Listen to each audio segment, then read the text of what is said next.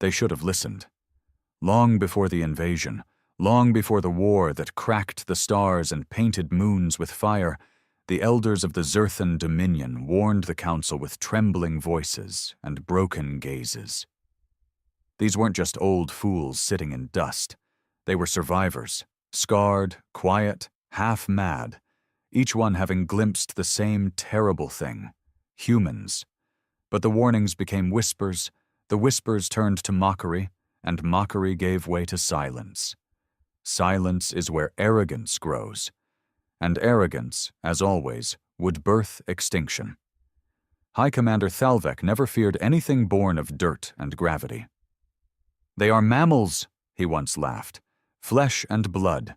Loud, chaotic, short-lived. They bicker among themselves. They kill each other over language. They drown their own kind in oceans of chemicals. Primitive. Fragile." And then he gave the order. "Conquer Earth. It was meant to be easy. A show of power. Sweep in with drones, silence their satellites, turn off their lights, collapse their governments. A 6-cycle operation.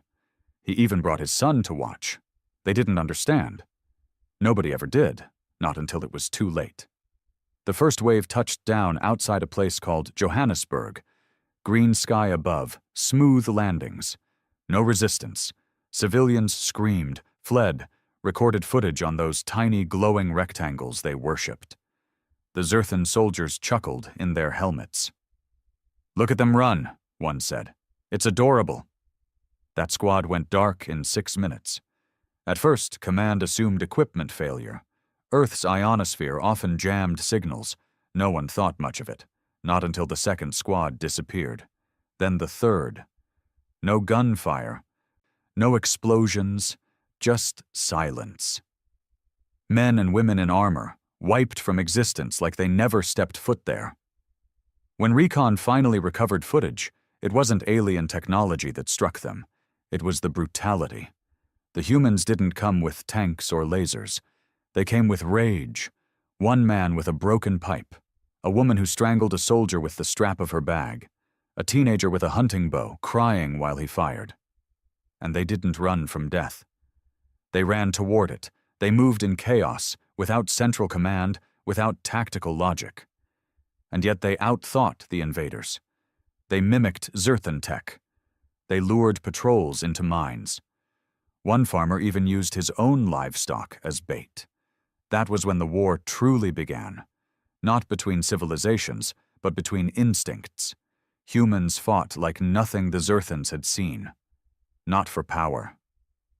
Not for glory, but because someone dared step on their soil.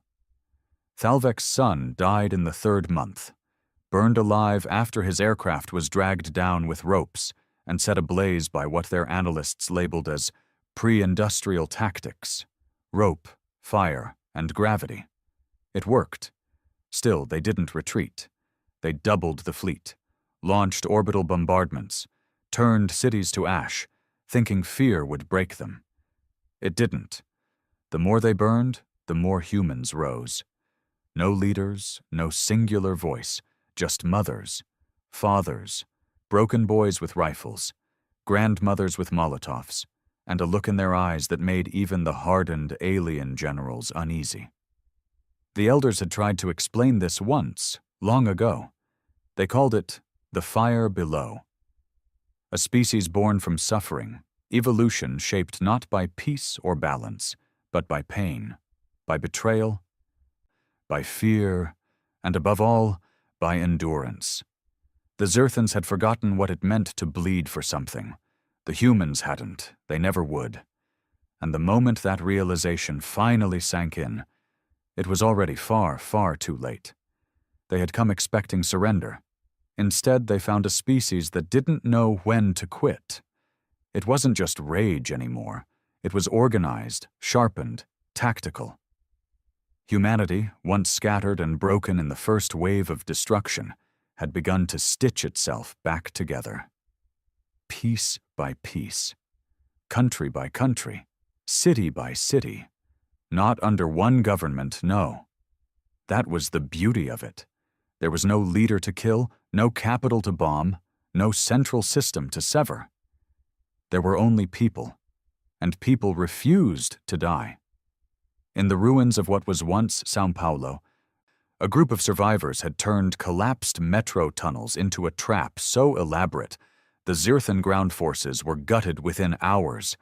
Their weapons were stolen, reverse-engineered, and redeployed within a week by civilians with no military training. One elderly man had disassembled a plasma carbine, figured out its power core mechanism, and used it to power a jerry-rigged EMP device that took down an entire patrol squad's exosuits. Elsewhere, in the frost-covered remains of northern Canada, drone ships went missing for weeks.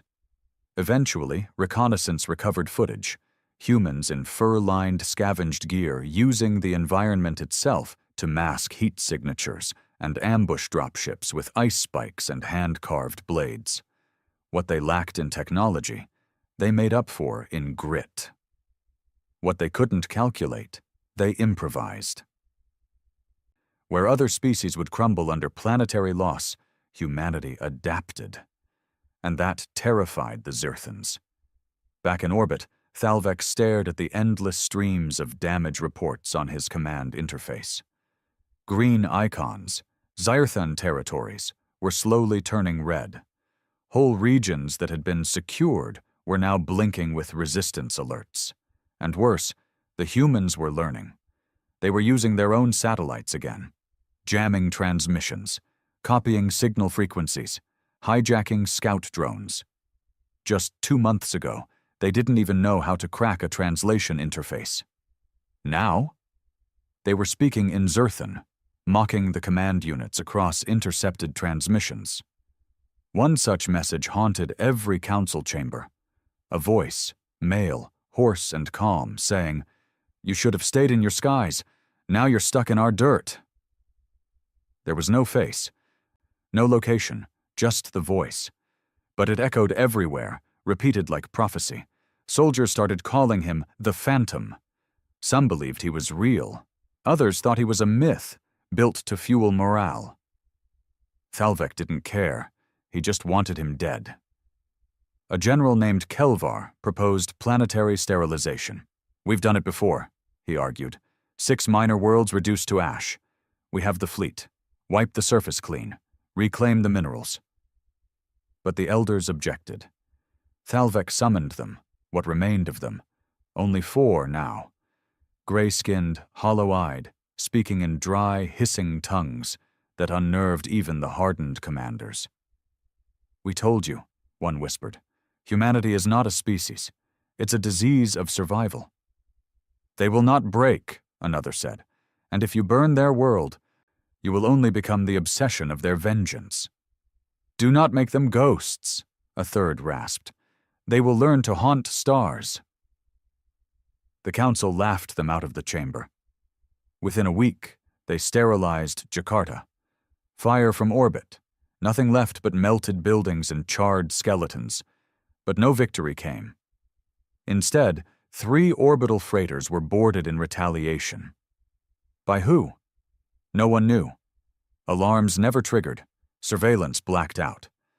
By the time response teams entered, they found every crew member slaughtered, each body placed neatly in rows, hands folded over their chest plates. No blood, no signs of struggle. Just a single phrase scratched into the central command wall. "Eye for an eye." Thalvek stopped laughing after that. The humans weren't fighting to win anymore. They were fighting to punish. In the scorched lands once known as Syria, a resistance group began experimenting with psychological warfare. Instead of hiding, they sent messages to Zirthan squads. "We see you. We know where you sleep. We are the darkness you brought, and we're sending it back." Then came the ambushes. Civilians pretending to surrender, only to detonate homemade explosives when corralled. Children used as distractions. Never harmed, always safe, but enough to force hesitation in Zirthan troops. And in those moments of hesitation, they struck. They learned Zirthan patrol patterns, the way their machines scanned heat, the way their helmets delayed peripheral vision by 0.4 seconds. They studied them and used it. The worst came in Berlin. A unit of 50 Zerthan elites, fully armored, enhanced, genetically upgraded, entered a building complex to flush out hostiles. Communications went silent within minutes. The backup team entered 40 minutes later. They found the walls covered in writing. English, German, Chinese, mixed together, scrawled in blood and charcoal, poems, names, prayers, and then, "You came to take our world, now we take your fear."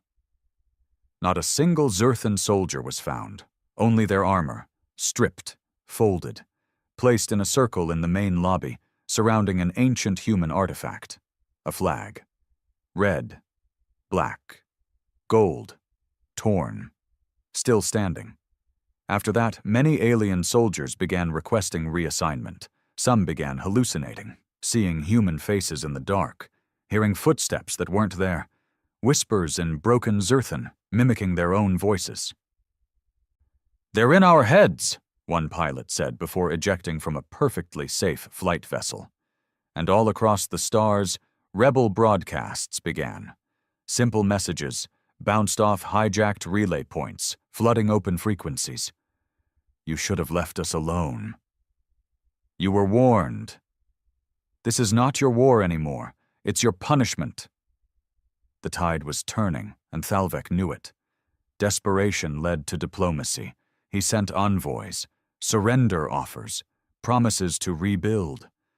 All were either ignored or returned in pieces. And then, for the first time since the invasion began, the humans struck beyond Earth. A fleet of old shuttles, refitted with stolen alien tech, slipped past planetary defenses and blew up an orbital refinery near the moons of Rigel 7th. Not a military target, not a command base, just an economic hub. Message received. Humanity wasn't defending Earth anymore. They were going on the offensive. What frightened the Zerthan Council most wasn't just that humans were fighting back. It was how fast they evolved. In less than one planetary cycle, they had mastered alien languages, reverse-engineered Zyrthan tech, adapted weapons from scrap, unified across continents, begun attacking in space. No species had done that before, not in the known galaxy, not even the Varun swarm.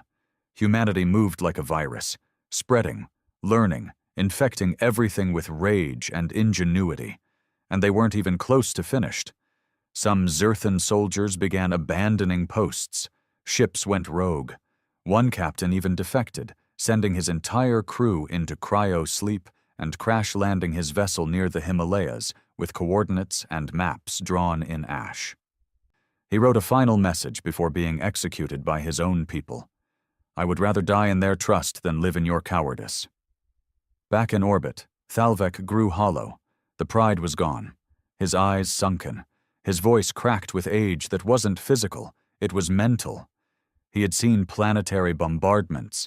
He had watched stars collapse. He had commanded fleets that devoured moons whole. But he had never seen a species that refused to die no matter what. His final order came with a whisper. "Get me off this rock." He tried to flee, but humanity didn't forget. His escape shuttle never reached orbit. Instead, it crashed somewhere in the Appalachian Mountains. And the last signal sent from it was simple. "They found me." They didn't just kill him, they made a lesson out of him. Thalvek, once the supreme commander of the Zerthan invasion fleet, was found dangling from a stripped-down metal frame, arms broken, eyes missing, a crude human flag draped over his chest. His escape pod had been intercepted mid-flight by what should have been a group of backwater primitives. But they weren't primitives anymore. Not even close. The message left behind was short. "You burned our sky. We buried your god." Word spread fast across the galaxy. Not through official channels. The Zerthan government tried to silence it, of course, but you can't silence fear. Whispers turned to murmurs, murmurs to panic. And panic, well, it's contagious. Suddenly, recruitment levels plummeted. Zerthan colonies, once proud outposts of dominion, began sealing their ports and turning inward. Pirate guilds refused to touch anything near Earth's sector. Even the Scavenger Confederacy, known for picking bones off battlefields, abandoned orbit. No one wanted to poke the beast anymore. Because now it wasn't just Earth, it was all of humanity, and they were everywhere. In the desert ruins of Cairo, a team of engineers, just 3 people, no formal military training, had repurposed the remains of a Zerthan grav tank into a mobile weapons lab. They produced modified plasma shells, dirty energy bombs, and even a low-orbit jammer that fried communications for entire regions. When asked where they got the knowledge, one woman smiled and simply said, "The internet never died. You just forgot to check."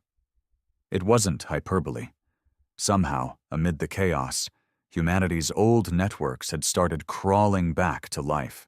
Cell towers were rebuilt, underground servers were reactivated, old coding languages, HTML, Python, raw binary, used to crack open Zerthan protocols like candy wrappers.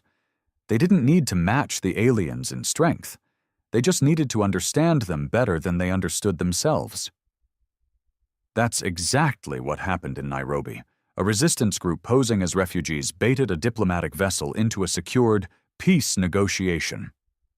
The vessel landed as expected with 5 ambassadors and their guard. Within minutes, the entire crew was neutralized, non-lethally.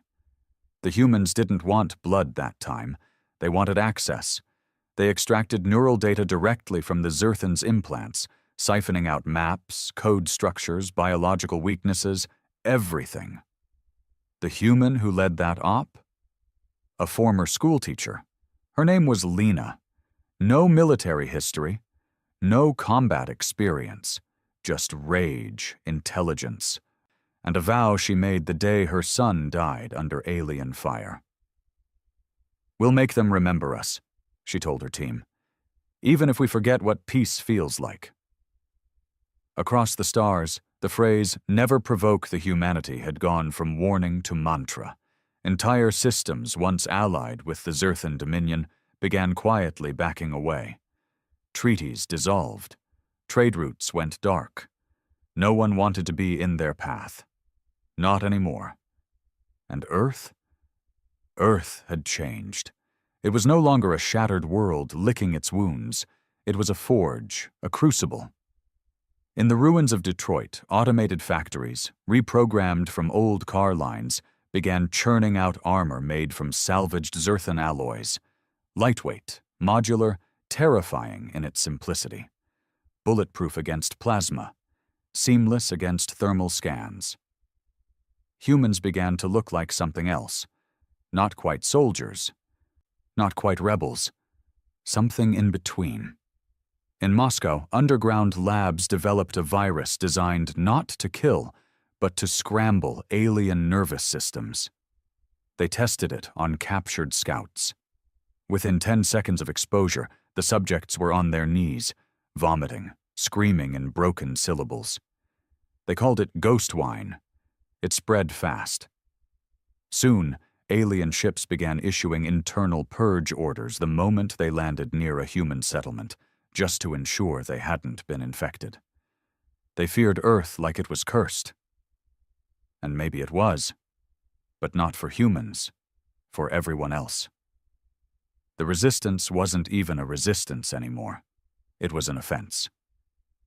Coordinated units began attacking orbital stations. No longer just sabotage, they captured, controlled, held ground.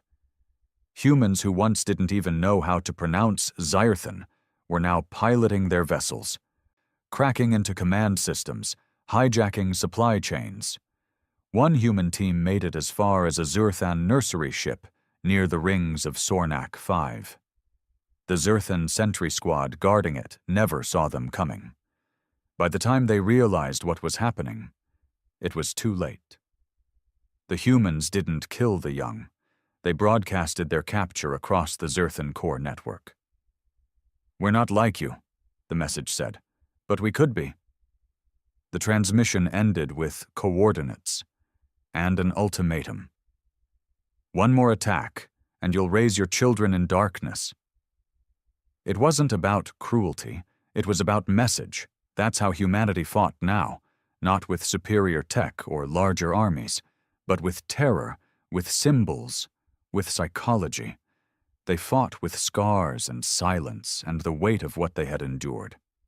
And in doing so, they reshaped the battlefield into something alien even to their enemies. The Zerthans sent in assassins. Didn't work. They sent in peacekeepers. They were never heard from again. And finally, they sent in reclaimers, creatures bred for annihilation, half machine, with minds connected directly to tactical AI. That's when the humans unleashed what they called Project Havoc. It wasn't a weapon, not in the traditional sense. It was a program, AI, virus, and consciousness blend. It infected alien battle networks like mold in lungs. It didn't just shut things down, it made them lie. It turned ships against each other, redirected coordinates, played ghost signals of dead captains screaming in enemy frequencies. Zerthan dreadnoughts fired on each other thinking they were surrounded. Planetary cannons turned inward. The chaos was complete. And in the middle of it all, the humans walked forward, silent, precise, eyes burning with something no species had ever seen before, the wrath of survivors who had nothing left to lose. The Zerthan homeworld, once thought untouchable, was now marked, not for invasion, for memory. Humanity didn't want to rule them. They wanted them to remember. Forever. In the broken halls of the Zerthan royal citadel, one final message was found, engraved in steel where the high priest once stood. You turned your gaze to earth. Now your stars belong to us. Fear spreads faster than war, and by now, the galaxy wasn't just at war with humanity, it was haunted by them. Across distant systems, the Zerthan dominion began to rot from within. Their colonies turned quiet. Their command lines echoed with static. Officers refused orders. Whole fleets went missing without a trace. The official records labeled it as disruption by resistance elements. But everyone knew the truth. Humanity had become a myth, and myths don't follow rules. By the time the Zerthans realized they had lost the war on Earth, it was already too late to contain it. Earth was no longer just a planet. It was a forge of nightmares. And the nightmares had grown wings. In the Vega Drift, an outer colony used to manufacture advanced kinetic projectiles was found completely abandoned. Not a single shot fired, not a drop of blood. Just empty suits, neatly stacked in piles, and written in oil across the hangar wall. We let you live, this time. In the frontier moons of Calith Prime, an entire command center detonated from within. The cause? A single crate of food shipments, tainted with nanobots disguised as salt particles. It took exactly 24 hours for the bots to infiltrate the base's AI, override its safety protocols, and turn every door into a guillotine. The signature left behind was human. Specifically, an old Earth barcode embedded in the nanobot firmware. When translated, it read, "Property of Ohio." Back on Earth, humanity was no longer celebrating victories.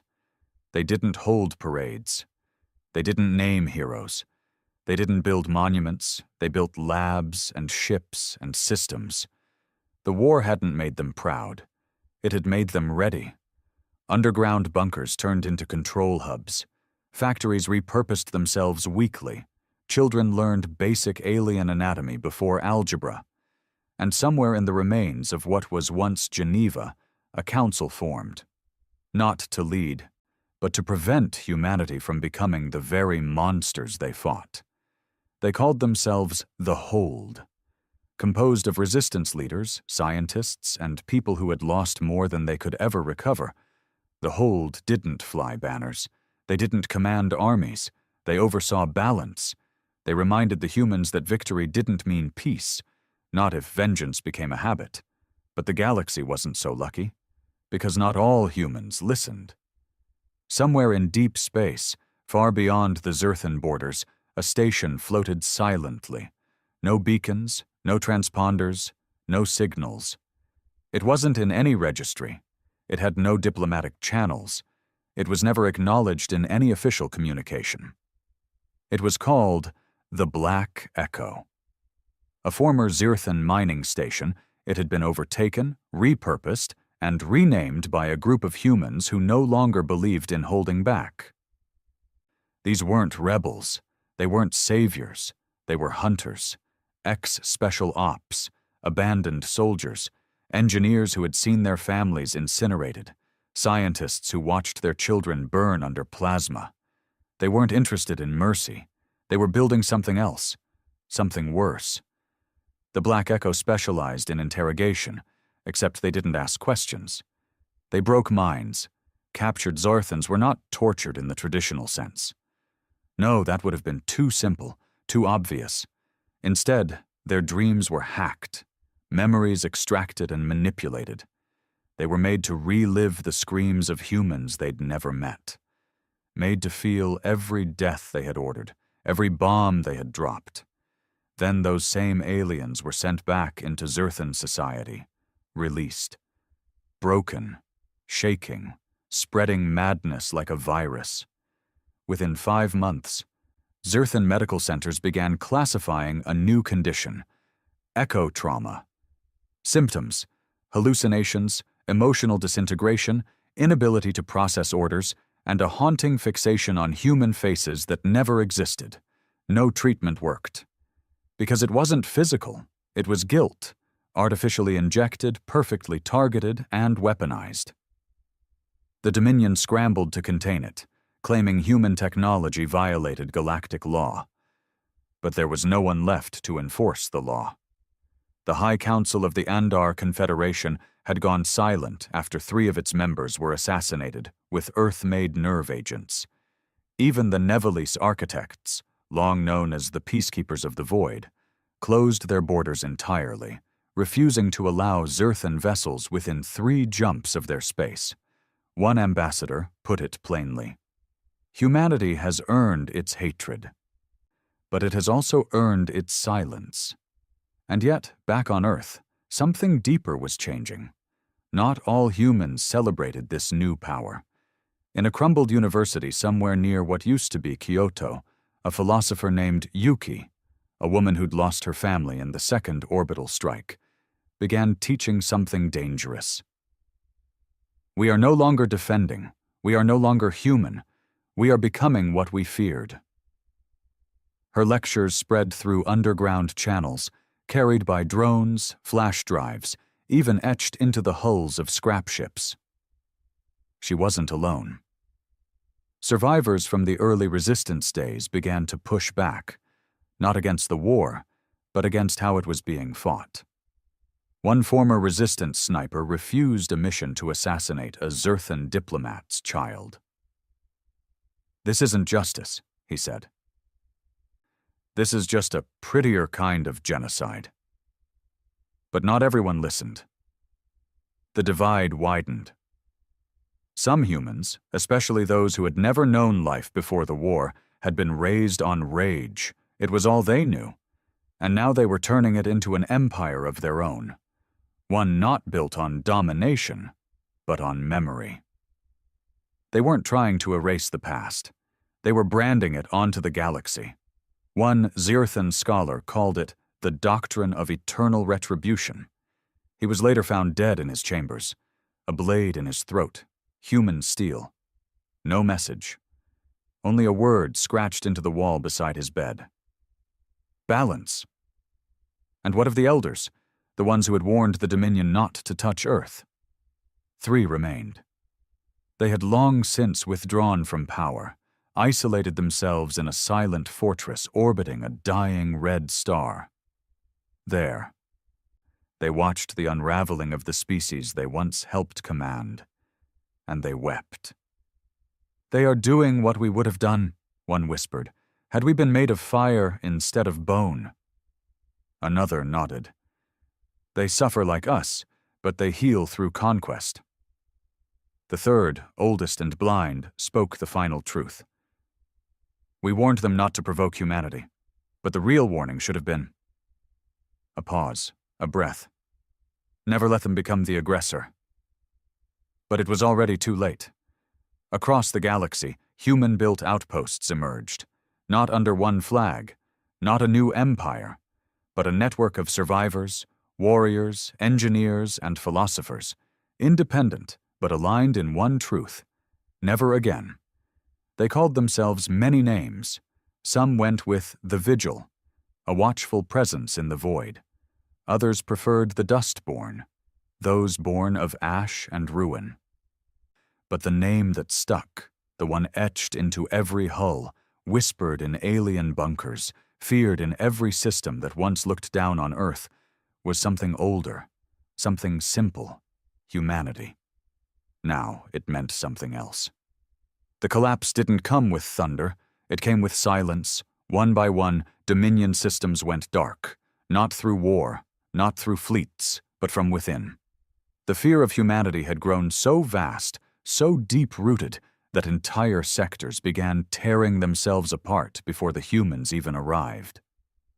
On Berek 9, a key fuel supply world, the planetary governor detonated his own city's reactors after rumors spread that a human fleet was inbound. There was no fleet, just a transmission, an intercepted Earth-language music file from a device that had drifted in through trade routes. A calm, ghostly voice singing, "This land is your land. This land is my land." They couldn't understand the words, but they understood the tone. Elsewhere, in the Viren Belt, 3 Zerthan clans turned on each other, accusing one another of harboring sympathies toward the humans. The skirmish lasted only 40 minutes, nearly 80,000 casualties, all because a single medical transport was found carrying Earth-developed neural stabilizers. The humans had long since stopped attacking directly. They didn't have to anymore.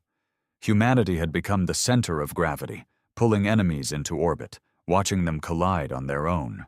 But on Earth, now rebuilt, repurposed, and unrecognizable, things were less certain.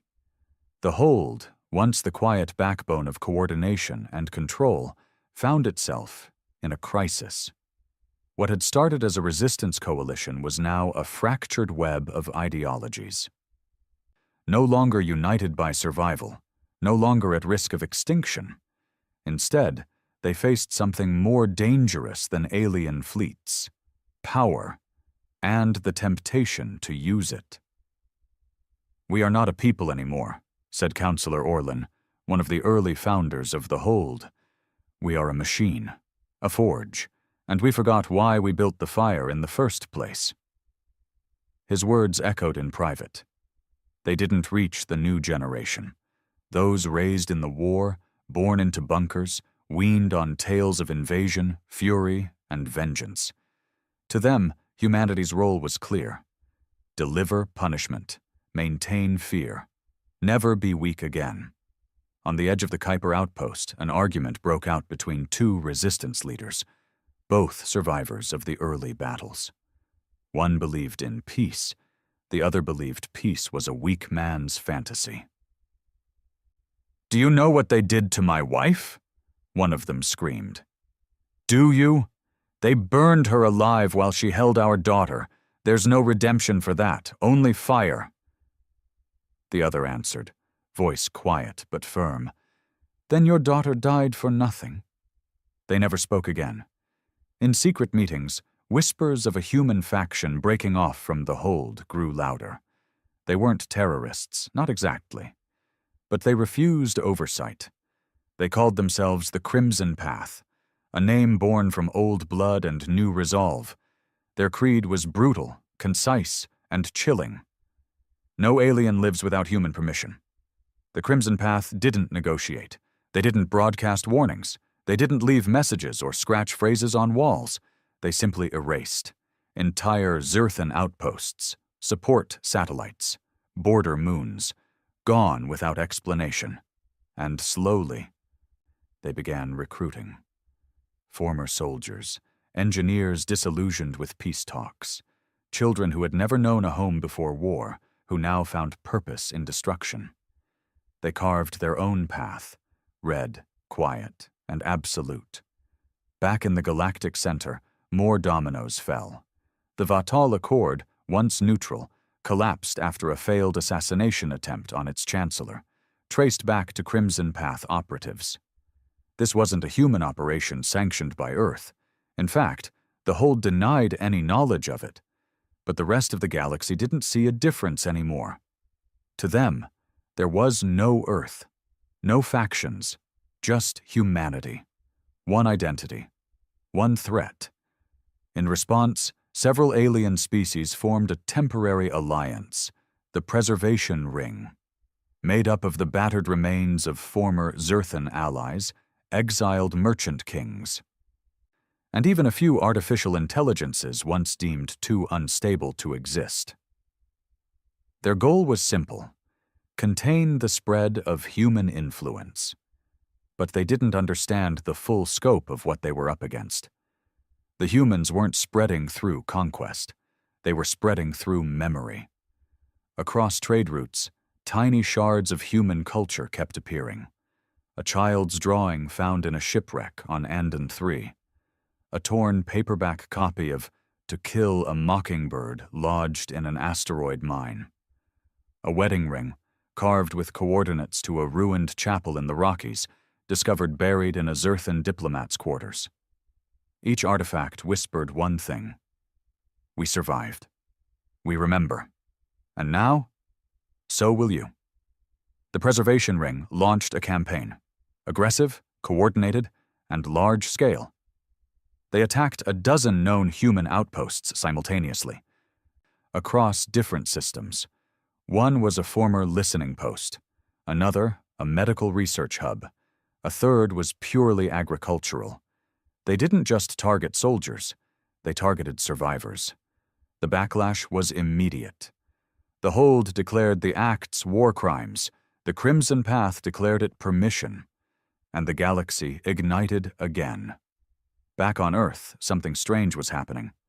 Children who had never seen a Zyrthan in their lives were drawing them in crayon, burning, bleeding, dying. When asked what the pictures meant, they often replied in soft, innocent voices, "Because they're the bad ones." Parents tried to shield them. Teachers tried to change the curriculum.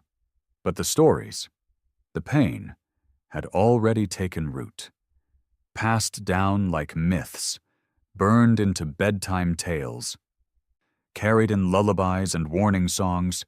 Don't go near the sky where the monsters came down. In trying to protect their children, humanity had infected them with memory. And not all of it was true anymore. The original pain had become ritual. In a quiet corner of what used to be Lisbon, an old resistance nurse named Clara walked the beach every morning, placing flowers in the ocean. "For the ones we lost," she'd whisper, "and for the pieces of us we'll never get back." One day a child followed her. A girl, barely 6, with bright green eyes and a cracked plastic bracelet. "Did the monsters come from the water too?" she asked. Clara shook her head. "No, they came from the stars." The girl stared up, frowning. "Then why are we still scared of the dark?" Clara had no answer, because deep down, everyone knew the truth. They weren't scared of the dark. They were scared of what humanity had become in order to survive it. And in orbit, a decision was being made. The Hold, desperate to regain control, authorized a controversial plan, a signal, a mass broadcast not of threats or demands, but of truth. Footage from the invasion, voices of the fallen, records of every loss, every innocent, every city gone, every family shattered. They called it the Reckoning Stream. It would be distributed across every known channel, every relay, every alien system, not to beg, not to warn, but to remind, to make them understand what provoked humanity in the first place. When the stream went live, thousands of Dominion citizens watched in silence. Children cried, Elders wept. Some turned off their screens in guilt. Others smashed them in anger. But no one forgot it. The Crimson Path called it weakness. They responded with blood. They ambushed a diplomatic convoy headed toward a ceasefire meeting and executed every being on board, human, alien, and AI alike. The message was clear. We don't need your pity. We need your silence. The hold splintered. Several of its leaders resigned. Others vanished. And now, for the first time in years, Earth found itself in a new war. Not against aliens, but against itself. The war returned home. Not with fire from the skies, nor the shriek of alien cruisers cutting through clouds. This time it came on silent boots, in quiet speeches, encoded transmissions passed through the fractured networks of a planet still haunted by its past. It began subtly. Shipments went missing. Vessels that were supposed to resupply outer colonies never arrived. Surveillance drones were rerouted by false signals. Names began vanishing from logs. Engineers, commanders, translators, gone. Quietly, without a trace. The hold suspected sabotage. They were wrong. It wasn't sabotage. It was cleansing. The Crimson Path had begun rooting out anyone they deemed a contaminant. Anyone who spoke of peace. Anyone who called for restraint. Anyone who dared say the word mercy aloud. They didn't leave bodies. They left symbols. Red cloth draped over a microphone stand. A broken compass filled with ash. A child's shoe with a bullet beside it. No explanation, no message, just the implication, speak peace and we'll silence you. The hold, reeling from its losses and ideological fracture, attempted to rally the public. They held digital memorials, broadcasted old footage of unity. Called for a moment of reflection across all Earth-linked systems. It failed, not because people didn't care, but because they didn't believe anymore. To the generations born in bunkers, bred in resistance, vengeance wasn't a shadow. It was a guiding light. Mercy had always been a luxury the aliens had stripped from their bloodlines. And now, with humanity no longer cornered, many saw the hold's message not as wisdom, but as weakness. "You want us to forgive?" a young Crimson Path commander said in a leaked video. "You want us to mourn aliens who melted our cities and ate our children's screams like wine?" He took a step forward, stared directly into the lens. Never again. The message spread like wildfire. Recruitment to the Crimson Path tripled in less than a month. The hold began evacuating its leaders. Safe houses in orbit. Hidden bunkers across old Earth territories. Some vanished without a word. Others left behind journals, pages filled with regret, warnings, and unanswered questions. One read, "We thought we were building hope. We were only delaying the explosion." It wasn't long before Earth turned against itself.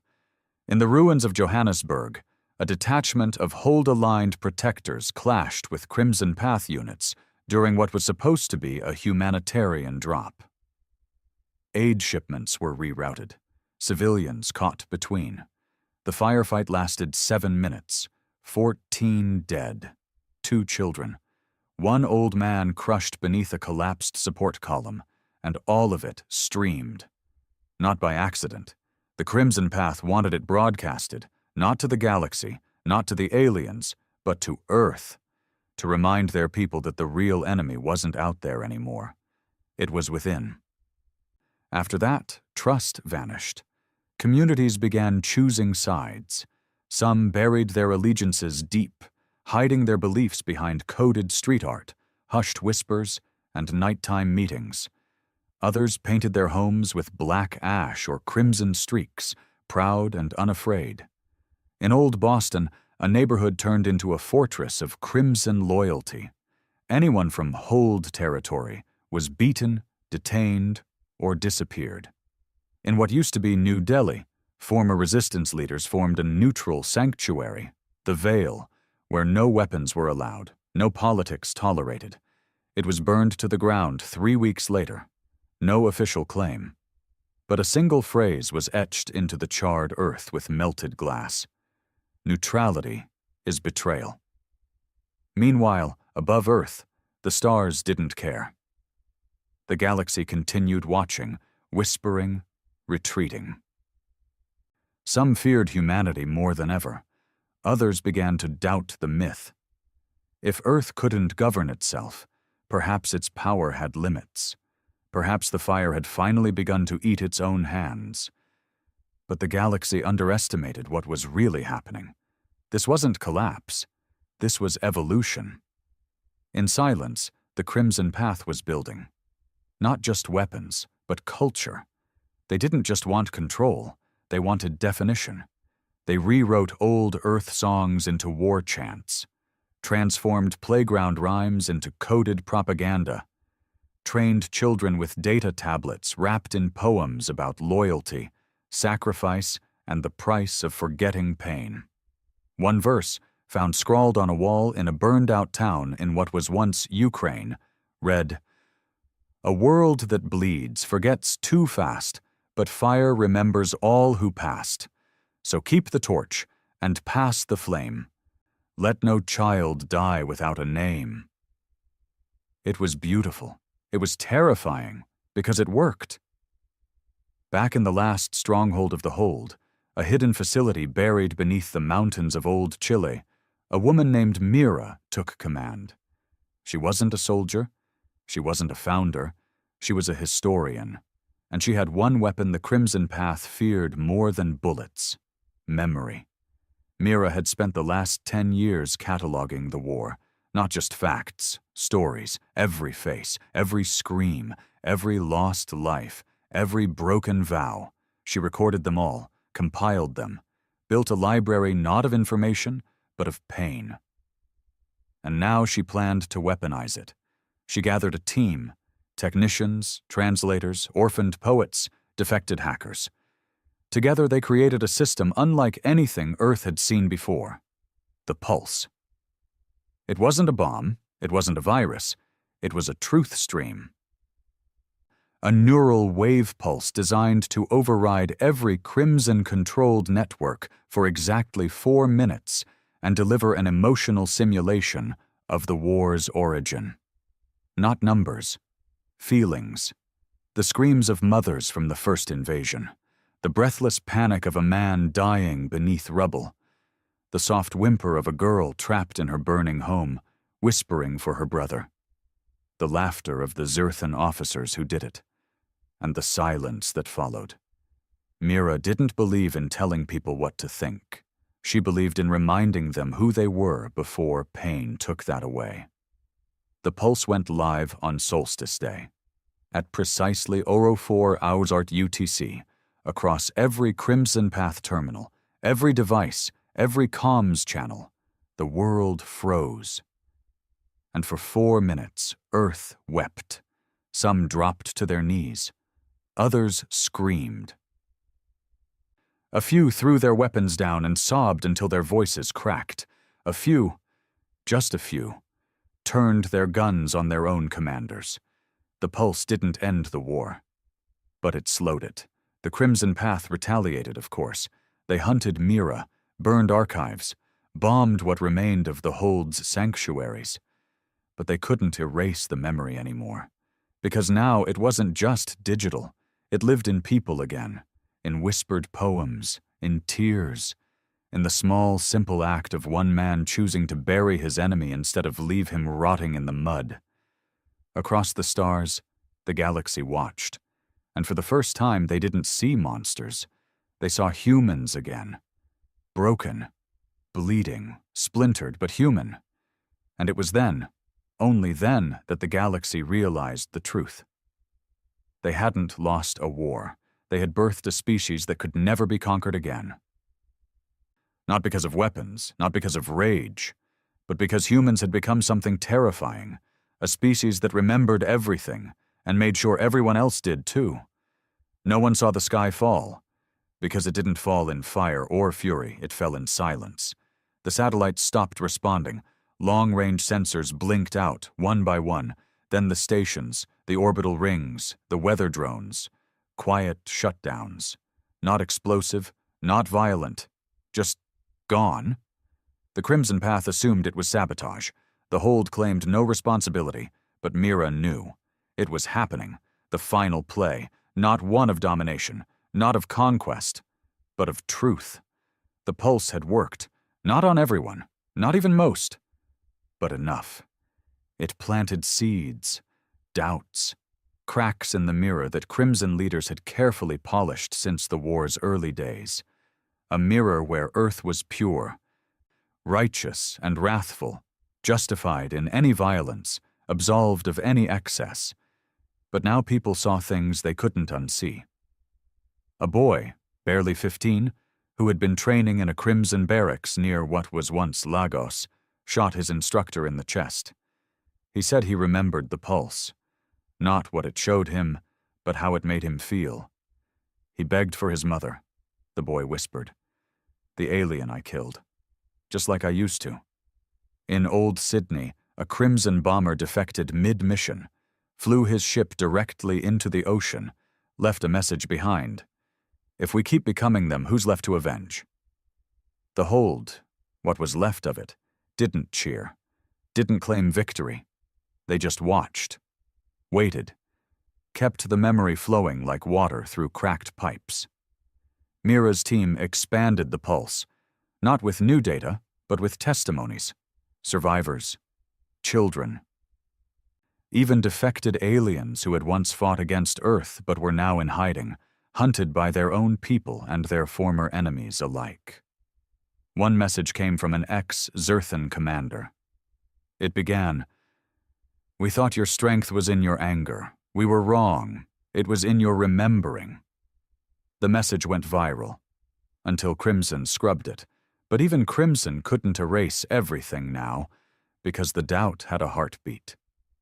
Commander Alrek, the de facto leader of the Crimson Path, wasn't born in fire.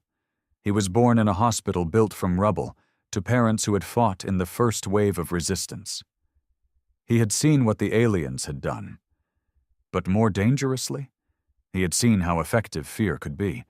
He turned that into a doctrine, into discipline, into fire. To his soldiers, he was legend. To the hold, he was nightmare. But to himself? He was the balance Earth needed. "I'm not the villain," he told his inner circle. "I'm the reason the galaxy still trembles when it sees our name. We forget that, and we go back to begging, bleeding."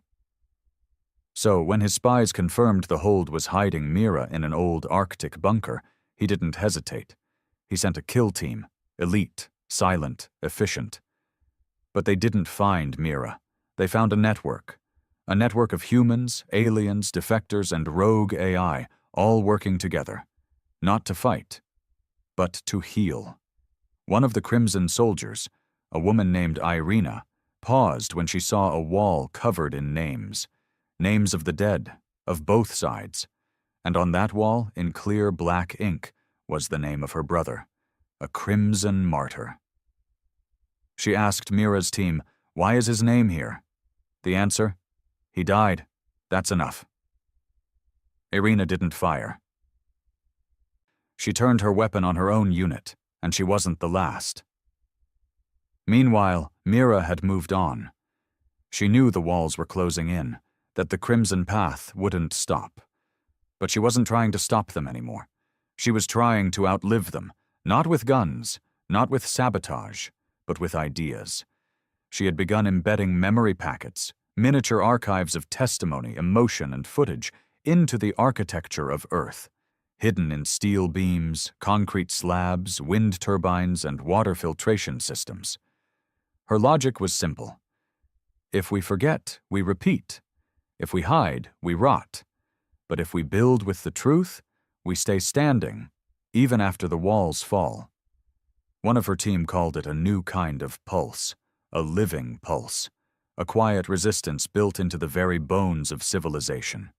Crimson Path wasn't blind. They saw it, and they began burning. Libraries, archives, monuments, Any reminder that the war had ever been more than a righteous blaze was reduced to smoke.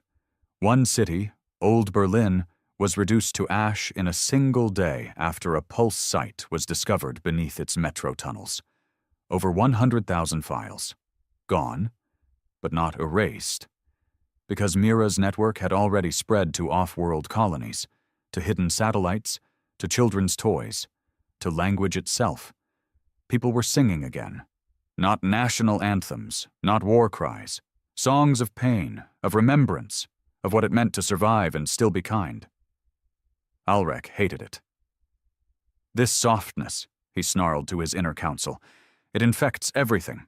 If we don't strike now, we lose the world. So he did the unthinkable. He called for the purge directive.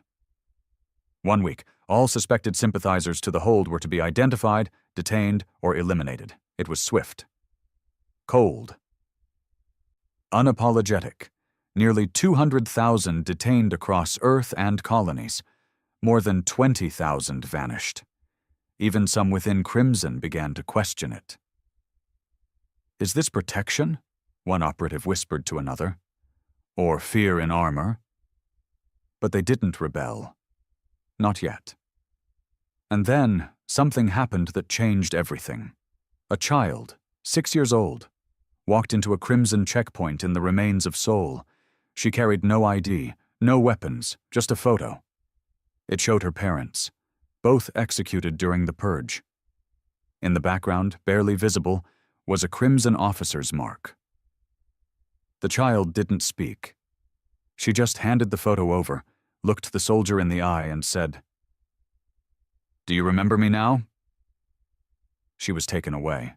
The video leaked, and something broke. Not in the hold, not in Mira, but in Crimson itself. Soldiers stopped showing up for duty. Units abandoned outposts. A Crimson flagship drifted out of orbit without orders. Its crew gone. Graffiti began appearing on walls across Earth. "We forgot. This isn't survival. This is rot." No fire heals a wound by making new ones. Commander Alrek tried to hold it together, but the fire that had once fueled his movement was now turning inward, consuming everything. And Mira? She didn't celebrate. She didn't gloat. She walked to the top of a shattered building in what was once northern Scotland, looked out over the broken horizon, and whispered, "Let it burn, but let us build too." For the first time in years, she broadcasted live, uncoded, open frequency, no encryption, just her voice, scarred, shaky, tired, but steady. You can call us weak for choosing mercy. You can call us traitors for remembering the pain of others. But when this is over and the fire dies, who will hold the names of those we lost? Who will tell the children the full story? Not just the parts that hurt, but the parts that helped us survive. She closed her eyes. This is our final resistance, not against aliens, not even against Crimson, but against forgetting, against becoming what we feared most. We are not made to be conquerors. We are made to end the need for war, even if it takes everything we have left. And with that, she ended the transmission. And waited. It ended without a shot. No final battle, no last stand, no great clash of titans under red-lit skies. The war didn't stop because someone won. It stopped because no one wanted to fight anymore. And by then, there wasn't much left to fight for. Cities were broken. People were tired. The stars above had stopped watching. They no longer feared Earth. They simply feared becoming it. The galaxy, once on high alert against humanity's wrath, now looked to Earth like it was a scar they dared not touch. Even the aliens who once ruled over humans were silent. The Zerthan dominion had crumbled into factions, cults, and fragmented kingdoms, still whispering in shadows about the planet that bit back. But Earth itself was bleeding inside. The Crimson Path was imploding.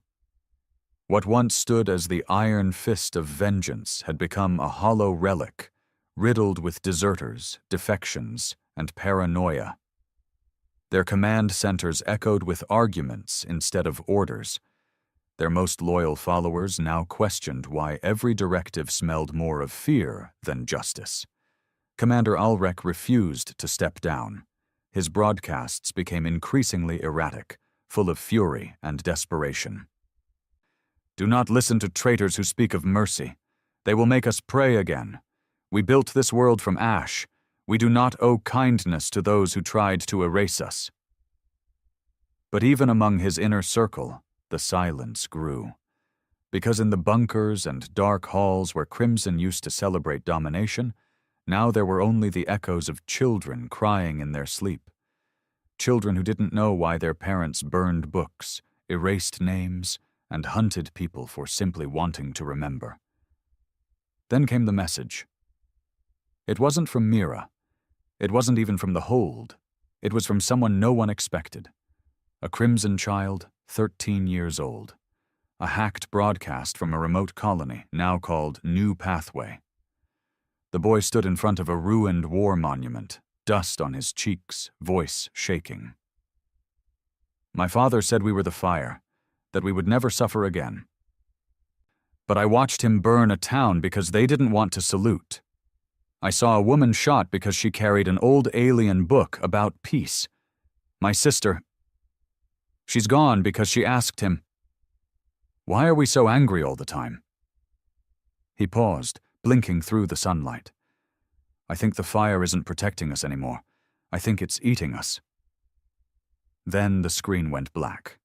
And just like that, the spell broke. The Crimson Path collapsed in days. Some commanders fled, others surrendered. Many simply walked away, removed their insignias, burned their uniforms, buried their weapons. No one declared victory. There was no one left to cheer, because even the Hold didn't rejoice. They stood over the ashes of a world they couldn't fully save. Mira walked through what remained of the last Crimson Fortress, an abandoned subterranean base near the ruins of Buenos Aires. The halls smelled of melted metal, oil, and burnt data cores. She found records, surveillance footage, interrogation logs, confiscated memory caches. She didn't destroy them. She preserved them, not to punish, but to remember. She archived every name, every incident, every recording into a central vault, the repository of reckoning. It was built beneath the old bones of Geneva, reinforced with alloys forged from both Earth and alien steel. It would never be a place of tourism. No flags flew over it. No celebrations took place inside. It wasn't a shrine. It was a burial ground for memory, a place for truth. No edits, no angles, no bias. Just the raw, ugly, complete story, from invasion to retaliation, from hope to hatred, from humanity to the brink, and back again. Years passed. Earth didn't return to peace, not in the way people imagined. There were no golden ages, no perfect unity. There were disagreements, mistrust, broken systems, and scars so deep they became part of the culture. But they were honest scars. And slowly, the people rebuilt. Not to conquer, but to endure. A new council rose, not a government, but a caretaking body, known only as the Line. Not because they ruled, but because they stood between what was and what must never be again. Their motto was carved on every new building, printed on every data stream, taught in every school. We remember so we do not repeat. The Hold dissolved. Their work was done. Mira refused a seat on the Line. She returned to the silence, took up gardening in the wreckage of old Scotland, built schools, planted trees, sat quietly near the coast, and listened to children play with voices that no longer carried the weight of inherited vengeance.